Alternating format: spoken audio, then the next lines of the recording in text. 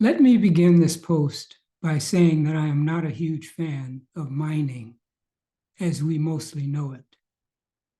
For me, dark, dangerous, and unhealthy working conditions, lung disease, and long-term environmental degradation always come to mind. But in this context, I am placing a different spin on the term mining and am referring to confident and careful self-inquiry and reflection, and suggesting that we take a deep dive into assessing the various elements that comprise and define our minds. These components of the mind, which were briefly discussed in an earlier post, are a common denominator in each and every one of us. And yet, given the distinctiveness of our individual thoughts, memories, and desires, the complexity of our egos, and the knowledge we have acquired from our own discrete learning and life experiences, it is true that everyone's mind is unique unto itself. And while it largely relies on our brain and its unfathomable power and potential, our mind actually extends well beyond our physical brain and is more akin to an electromagnetic field of energy that surrounds our entire body. That's why when we are sometimes trying to recall a word or a memory, we somehow feel it is somewhere near and just outside of our physical frame, and that we can almost retrieve it from the air above and around us. Mining our mind entails going inside and churning, sifting, and sussing out what is authentic, what is beneficial, what is kind and compassionate, and what has useful and lasting value, and then uprooting all the rest. And if or whenever we take some serious time, over time, to patiently engage in such a process, good consequences will ensue, and we will find that we can relieve ourselves of costly baggage, lighten our load, step up to higher ground, and bring more peace, love, and joy into our lives, no matter our personal past, our present trials and tribulations, or whatever is going on outside and around us. It goes without saying that gaining greater control over our minds would be a good dream come true. Just imagine how we would feel, how we could be, if we could keep our unhappy and disheartening memories in the past, if we could keep fear, grief, worry, anger, jealousy, and other such negative emotions at a distance, if we could maintain a sense of tranquility, peace, contentment in the face of the many challenges that arise in our lives. No, not easy, but refining and upgrading our attention and focus is always possible. Meaning that if we accept the value of practice, which is something we have all already done to do whatever it is we now do and do well, and if we have enough faith in ourselves, we can at least drop off a little of the heavy luggage that we may have been carrying around for too long. 25, 50, or even 75 pounds are easier to carry than 100 pounds. And this is especially true when we determine that it is mostly dead weight. So why not go inside? Engage in some form of practice to whatever extent and at whatever pace suits us. and begin to arrest some of those uninvited intruders that roll around like a commercial song that we can't get out of our heads. We have all heard it said that we are what we think, that we are our thoughts, and that it is our thoughts that can make us or break us. The cumulative record of our experiences, remembered and forgotten, and our values influence the nature of our thoughts. And yet, we cannot deny that our thoughts are our own creations. Thinking is always an inside job. So even though others may try to sway or manipulate what we think, and they too often do, as in the case with social norms and politics, the truth is that no one can actually determine what we think. Even with pressure all around us, it is possible to maintain our determination to think what we will. Few know how much pressure I have been under throughout my life to acquiesce to norms and actions with which I did not agree. But time and again, I stayed with my ethical principles. There were times when I realized that all I could do was resign or leave that scene and those relationships behind, because I knew in my heart that it was time to do so. I knew that I had to remain true to myself. Talk about heavy memories and mental stress. And so this is why I feel somewhat credible to speak on these topics as I do. Well, enough about me and the struggles I've worked through and placed behind.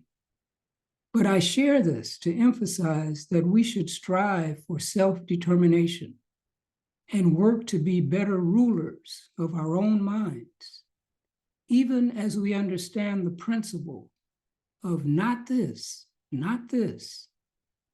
meaning that we are beyond our thoughts and our minds, and for neither of these are we who we truly and ultimately are. Thoughts come in the form of memories and desires. And given that our thoughts always set up our actions, the human values associated with our thinking are extremely important. Even when we are sitting perfectly still, if we begin to recollect unpleasant and painful memories, or entertain our stifled or wanton desires, we are inviting emotional disturbance and an unintended increase in our respiration, our heart rate, and sometimes our blood pressure, and of course, a decrease in our peace.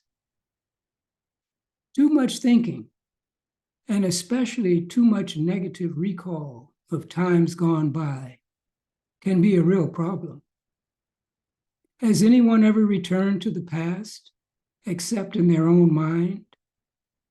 Sometimes we may get a chance for a redo, but we can never undo what has already been done. So if or when we decide to go back there, can we at least call up our triumphs and achievements and ruminate on our positive experiences and our more fun and enjoyable times? What is the value in recalling hard times? Why bother to revisit our sorrows and miseries or missed chances? We all have them, and often to great and troubling degrees. But what good is it? Yes, they will always try to crash our gates and dominate. That's why they're called memories. But it was what it was, and it is the word was that is important here. We can only go back in time through astrophysics, and by gazing on the images that show up through the Webb telescope. Evolution, expansion, and self-transformation are always forward and never backward movements. The past is actually in the present, and we can only assure a better future when we accept and acknowledge that and place our thoughts on the endowments of the present and expand and push them forward. Now, when we take a moment to consider our desires, most often it is not the thing or the new and different situation itself that we seek, but what it will mean to us, how much satisfaction and happiness we anticipate it may bring to us. So what to want? Of course, there are a lot of things in life that are worthy of having and working for, but they all serve a larger end.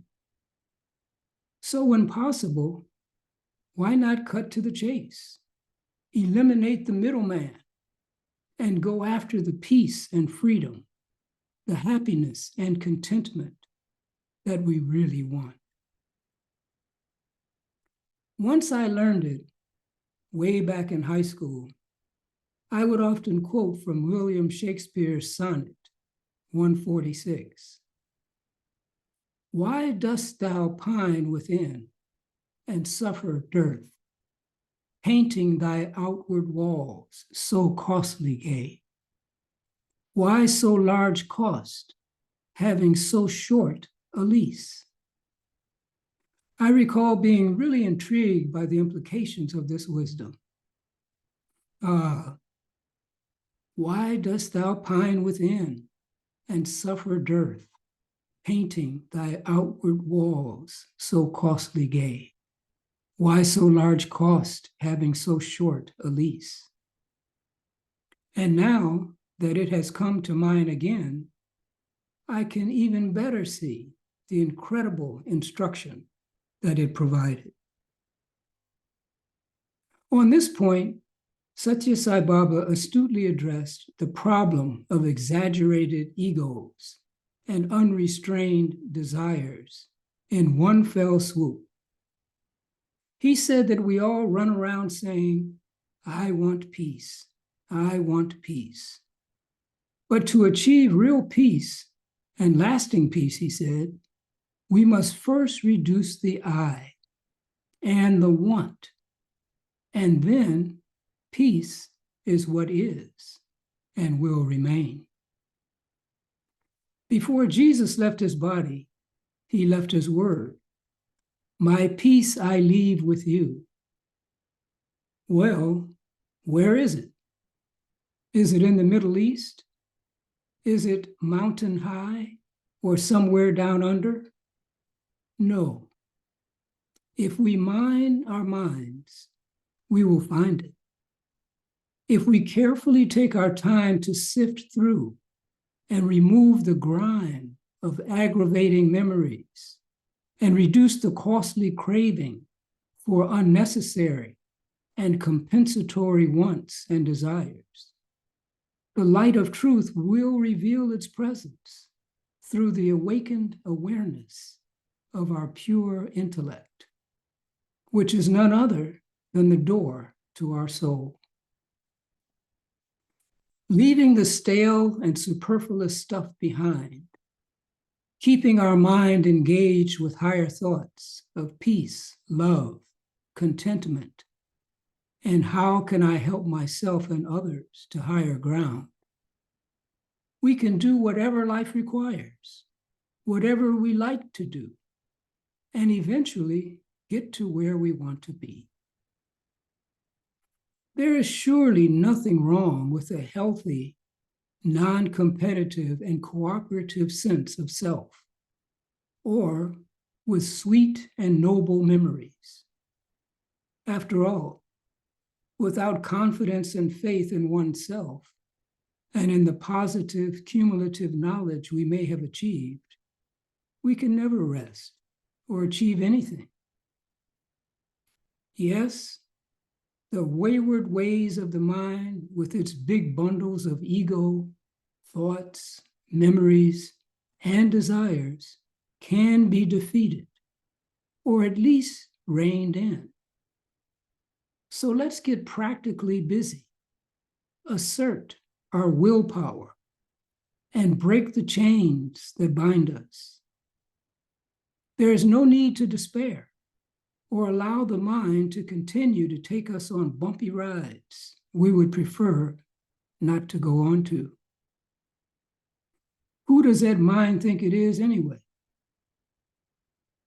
The good life requires balance, proportion, and a good self-positioning system. And taking some quiet, determined time to mine our minds can go a long way in helping us achieve that. I will conclude with a summarizing quote by Satya Sai Baba. The mind of man is not an organ that can be identified physiologically. It cannot be touched or operated upon by doctors or surgeons. It is an intangible bundle of resolutions and hesitations, of wishes and wants, of pros and cons. It has the warp and woof, the wishes that man entertains with reference to outside objects and sensations. It easily rushes out after external pleasures and assumes the shape of things it seeks. But it can also be turned back into searching for inner contentment and inner joy. That is why the mind is said to be the instrument of both bondage and liberation. Allow the senses to lead outward, it binds. Allow the intelligence to prevail upon it, to look inward for bliss, it liberates.